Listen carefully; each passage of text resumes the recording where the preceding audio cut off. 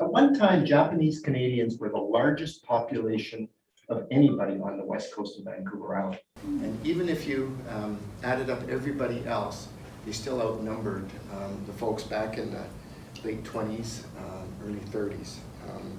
But literally overnight in 1942, they disappeared. And we know some of the history of that in terms of the Japanese government attacking Pearl Harbor, and that led to a cascade of events. And there weren't that many that returned, but depending on who you speak to, it was either 15 or 20 families that returned to Ucluelet. And we know, and Josie's been a part of the reconciliation, if you were, that none returned to Tofino or Clackwood. We know all of that, and we know the bigger history of what happened during the war. What we don't know are the individual histories.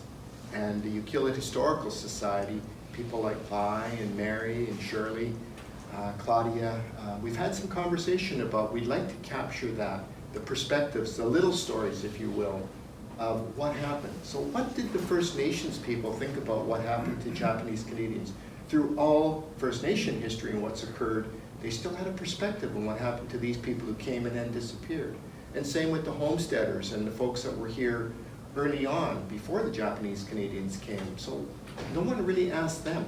And I think the workshop that's been proposed for the fall is to do just that.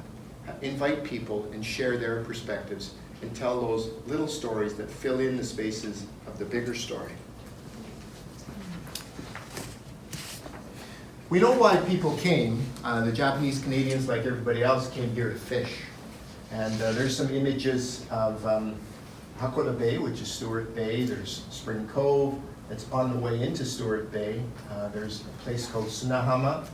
You can see Port Albion in the background. And you can see the pilchard catch. That just sets off of literally the mouth of the harbor. There's some lovely little stories, if you will, that need to be told. And where did the Japanese Canadians come from? Well, it wasn't from all over, and it's so much of immigration history in any society is it came for specific reasons and from specific places. And the prefectures that dominate of those who came from Japan to Steveston and Ucluelet came from Wakayama, Fukuoka, Shiga, and Hiroshima. All places that are, in that time, in the 1900s, early 1900s, that were a little bit poorer, were either politically losing out in terms of things like fishing allocations, like Wakayama, the place where my folks came from, were losing out in terms of access to fisheries from other larger centers like Osaka. And where did they turn to? They turned to stories of vast resource wealth on the west coast of Canada.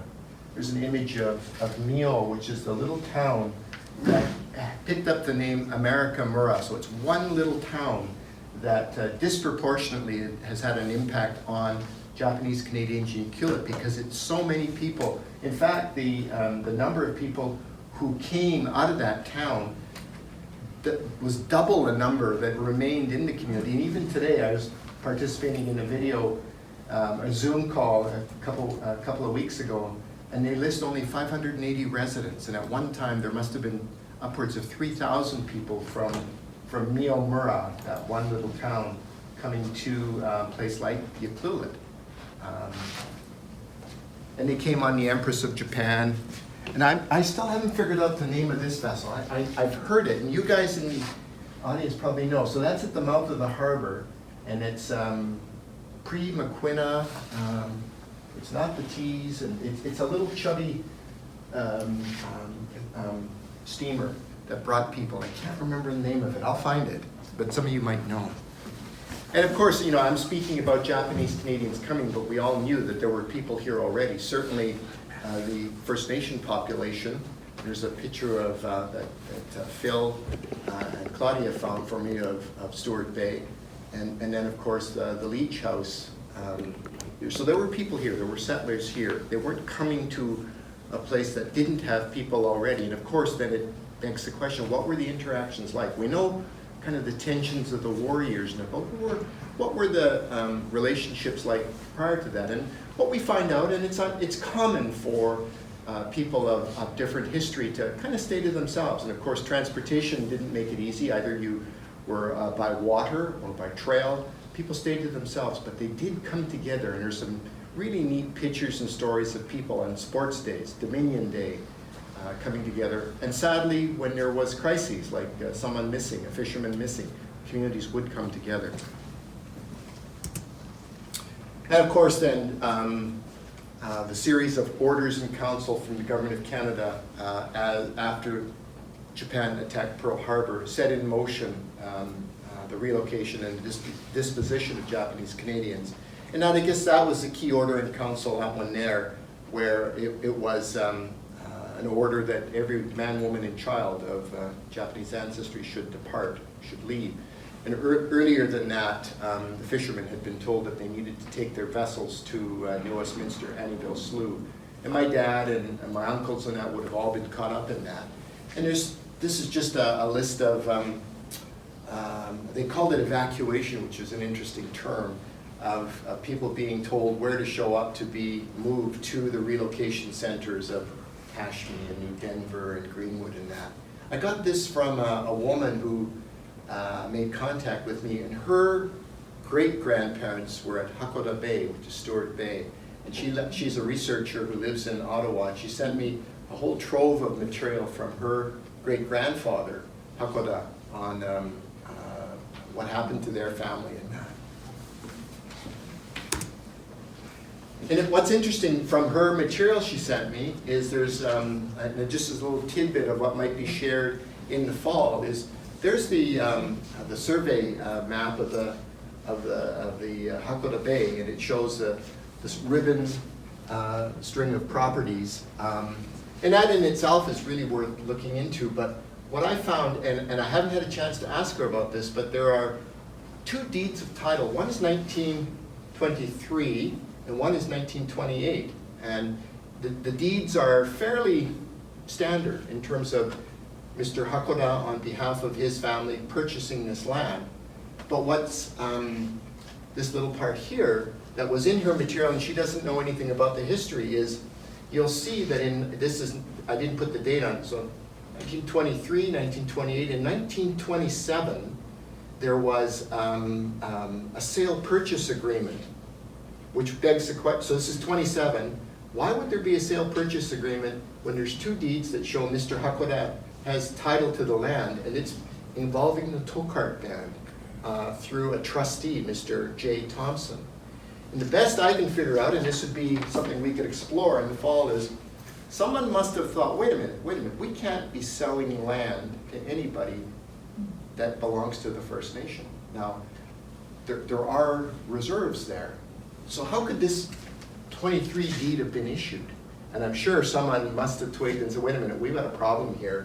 And they would have approached either the Department of Indian Affairs and the tow cart band through a trustee to say, we got to make this right. And so there was paperwork done for the transfer and sale that a 1928 deed could be reissued to Mr. Hakoda. Anyways, I'm sure there are many stories like this that can be told. So I don't think we've nailed down a date yet, and I'm looking towards Claudia that maybe it's the week of October 22nd, 23rd, maybe it's the week after, that we would invite people, we would use the media and get perspectives from First Nations people, the homesteader community, and Japanese Canadians, and run a little workshop in the fall. I just wanted to throw in some personal pictures. So this was my dad's trawler, built at Kishi Shipyards in 1935. And it was a grand vessel. Alan Governson, I know, had that boat after the war and into the 60s. I remember fishing alongside it. This was the trawler my dad had until he retired in '81. Danny Singleton ran that boat for quite a while. In fact, when that picture was taken in Steveston in the winter, I think Danny was running it then.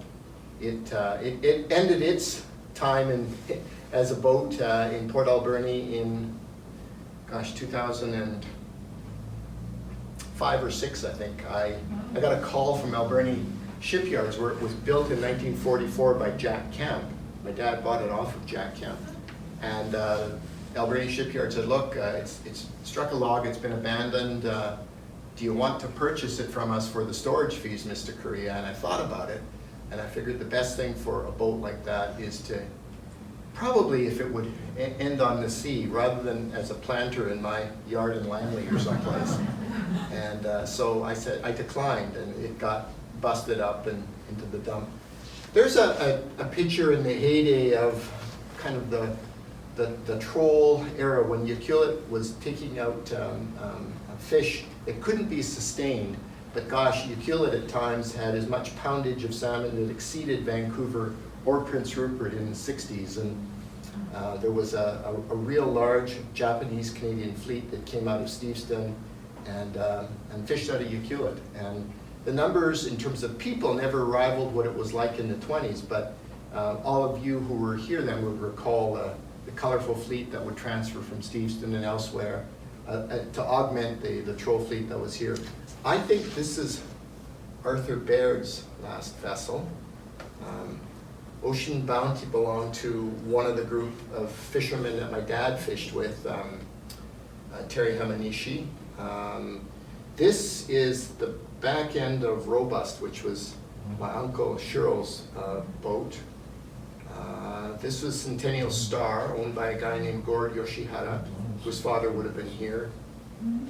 Anyways, let me end it there and say, keep your eyes and ears open for a workshop in the fall. We'll be looking for these stories to build the corpus of knowledge of the perspectives of what happened to the Japanese Canadians that were here, and to hear from you and others, and so to spread the word. There'll be more to come in all of that, so thanks very much.